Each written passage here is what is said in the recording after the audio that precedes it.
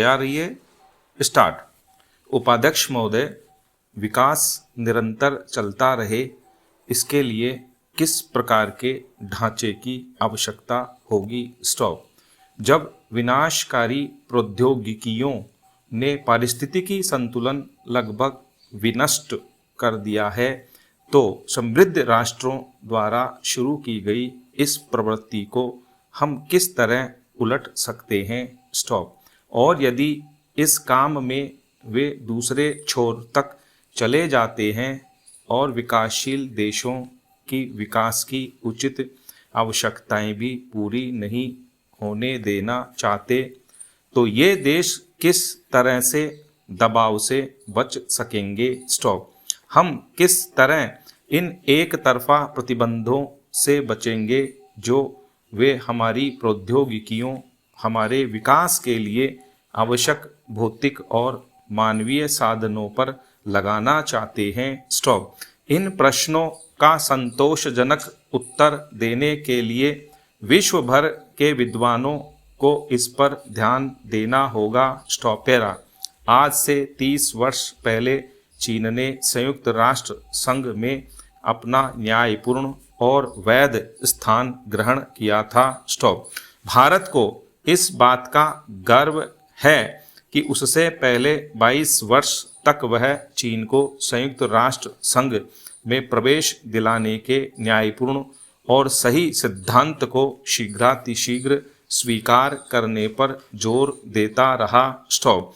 आज जब इस विश्व संस्था को बने हुए 6 दशक होने वाले हैं, हम दोनों दुनिया के सबसे बड़े देशों को यह सुनिश्चित करने के लिए हर संभव चेष्टा करनी चाहिए कि वह संस्था मानव में छिपी हुई विपुल मानवीय अंतर शक्ति को उपयोग में लाकर के दिखाएगी। स्टॉप।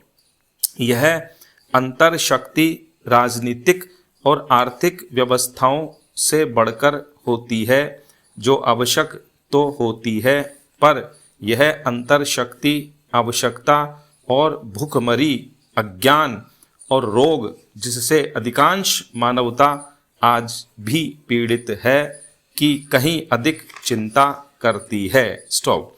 ये पूर्व चिताएं मानव जीवन को अकिंचन बना देती हैं, इसलिए इन सब से वास्तव में छुटकारा मिलने के बाद ही हमारा विश्व वास्तव में मुक्त और स्वतंत्र भावना का अभिन्न भाग बन सकता है। स्टॉप। पैरा।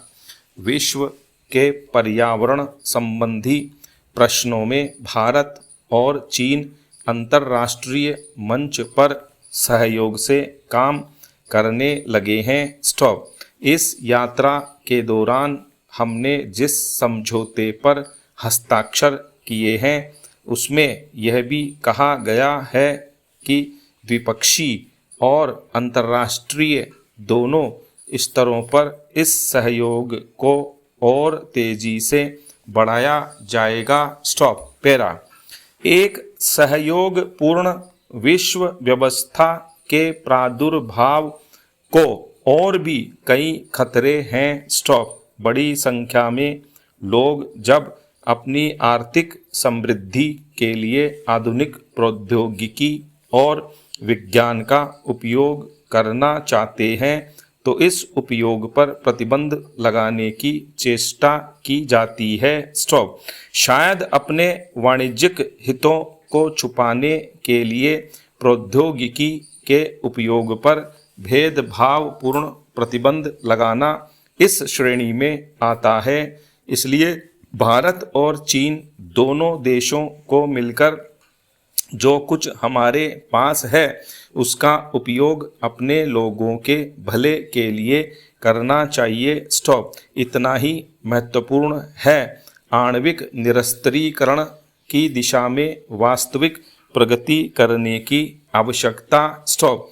यदि कभी कुछेक देशों द्वारा आणविक शस्त्रों के बड़े विशालकाय भंडार बनाए रखने का कोई औचित्य था भी, तो अब वह भी नहीं रहा। स्टॉप।